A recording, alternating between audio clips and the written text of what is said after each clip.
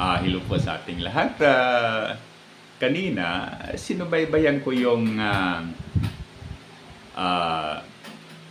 Sara impeach sa rally dyan sa Liwasang Bonifacio, People Power Monument dyan sa EDSA. In fact, beforehand, talagang very much excited tayo sa nasabing rally. Kaya tinitignan natin yung updates, tinitignan natin yung details, etc. etc.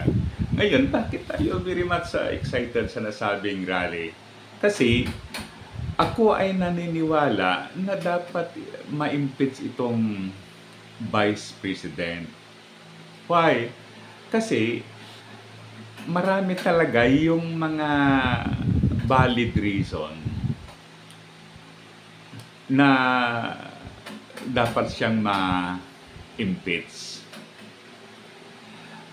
As a result of this Quadcom hearings, talagang maraming naungkat, ano?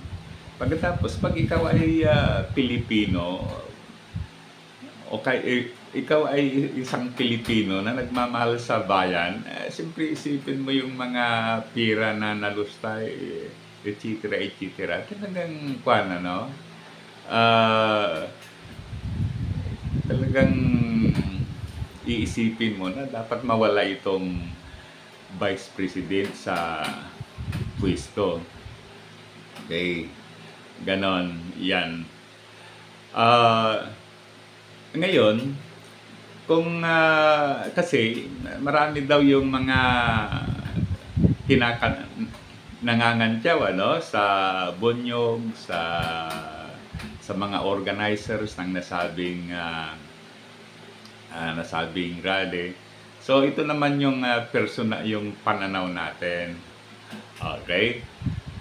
Ngayon, regarding sa dami ng tao, ito, siyempre, pag ikumpara mo yung INC versus sa Bonyog, talagang hindi comparable, ano? Why? Kasi ang INC, isang napakalaking religious group, so milyon-milyon ang followers niya, yung mga members. Sinasabi na kung ano yung instruction ng kanilang nakakataas, talagang sinusunod nila. Okay?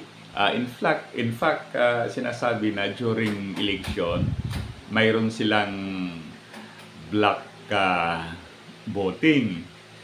Kaya meaning to say, kung sino yung sinasabi ng kanilang nakakataas na iboto, yun ang kanilang ibinoboto. Ngunit may nagsasabi naman na hindi naman na 100% yan, ano? Okay. So yan ang ating personal na pananaw. Kaya hindi surprising na talagang pag nag-organize ng rally ang mga INC, talagang maraming tao dahil pirsahan yung attendance ng mga members. Ngayon, i-compare mo naman itong rally ng mga Bonyog at itong mga vloggers. Siyempre, sila lang, ano? Wala naman talagang mga malalaking politiko o malalaking organization na sumusuporta sa kanila. So, sila lang.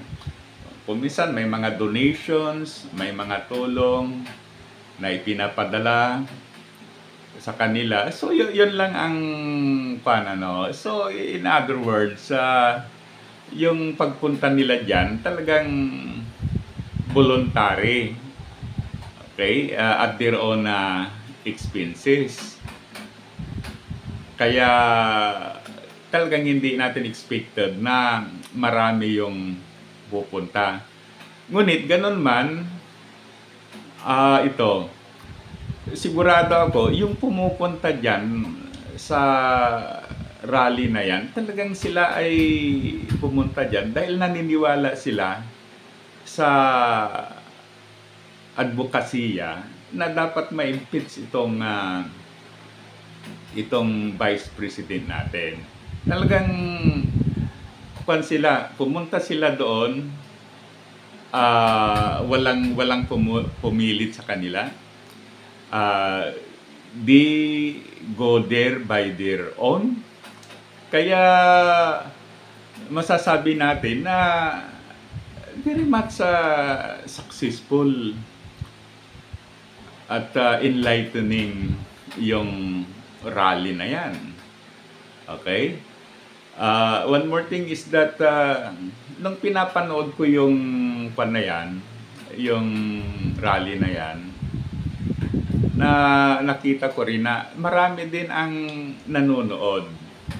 So in other words, maraming mga Pilipino na maybe hindi sila doon sa EDSA, sa actual na lugar ng rally. But then, sila ay nakikisimpatiya, sila ay nakikiisa sa diwa ng rally na yan. Kaya, for me, hindi naman makukuha yan sa dami ng mga participant. Ang importante dyan ay yung enlightening na, let's say, na-accomplish ng mga organizers ng nasabing rally. Okay? Ngayon, tayo naman yung mga naniniwala na dapat ma-impeach itong si Sara. Maybe hindi tayo nakapunta sa rally na yan.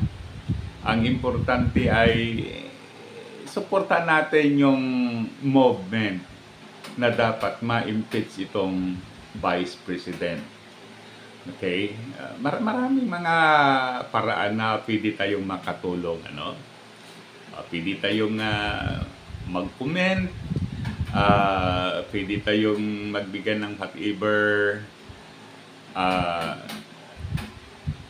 na assistance in the form of finances, in the form of services, etc. Kaya sa mga organizers ng Sara Impeach Rally, congratulations sa inyo. Saludo kami sa inyo. At sana tuloy-tuloy natin ang laban para sa ating bayan. So muli, thank you. Sana i-like at saka subscribe sa ating YouTube channel. Mabuhay tayong mga Pilipino.